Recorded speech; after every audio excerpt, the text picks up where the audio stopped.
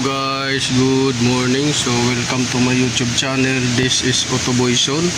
So nandito naman tayo guys sa workshop upang magbahagi ng mga ginagawa nating sasakyan. So ito guys, Dodge Charger. Lumang Dodge Charger. Kalimutan ko yung year model nito. So ang issue nito guys ay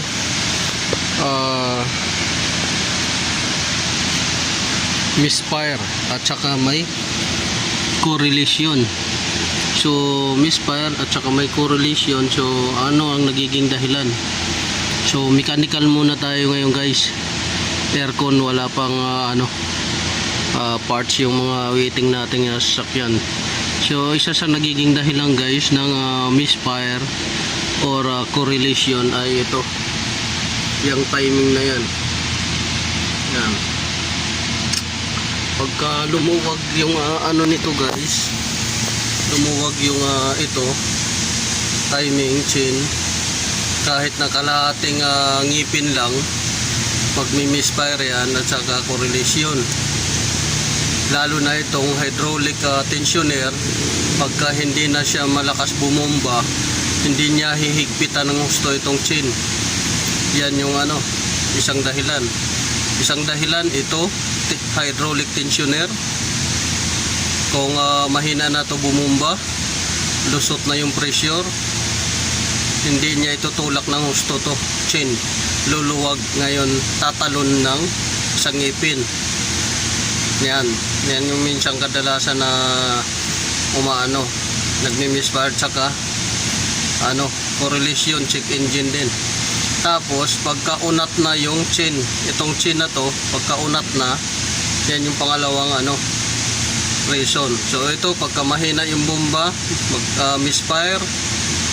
Pangalawa, pagka ito unat na, pag misfire din kasi mawala sa kalahating ngipin o isang ngipin. At saka ito, pagka maluwag na yung sprocket, pati yung taas, maluwag na yan, isang dahilan din yan.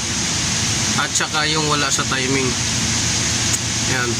At saka ito guys, itong spring nito, pagka lumuwag na to, iikot na siya, yan, mawawala na sa timing. So may timing kasi na sinusundan dyan. So yan yung isang dahilan ng misfire. So ang makina nito guys ay B8 na Hemi. Yan. So malapit na tumatapos guys. Ano na lang yan, torque, tapos camshaft or yung rocker arm nya. So dito dalawang rocker arm, exhaust at saka intake. Dito rin dalawa. So totorque muna yung cylinder head, sumunod yung rocker arm, camshaft nya.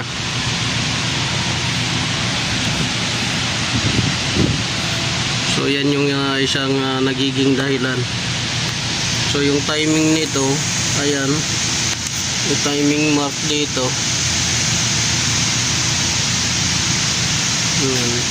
dalawa yan, dot ay yung vertical bar, dalawang vertical bar, tapos isang bar sa sprocket. Tapos dito sa ilalim, yun yung sa ilalim nya, halos naka 12, naka 6 o'clock, wala, hindi, 12, 6 o'clock. So yan.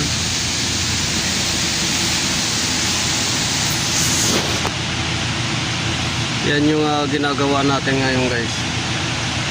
So share ko lang sa inyo, tatandaan nyo itong hydraulic tensioner, pagka mahina bumumba, mawala sa timing, mag misfire, correlation. Pagka unat na to, mag timing chain, mag misfire at saka correlation. Pagka itong spring mahina na sa cam pacer, sprocket, mag-misfire at saka correlation. At saka yung sa baba na sprocket, pagka maluwag na, may pin kasi yan. Pagka maluwag na yung pin, mag-misfire sprocket. So yan yung tatandaan nyo.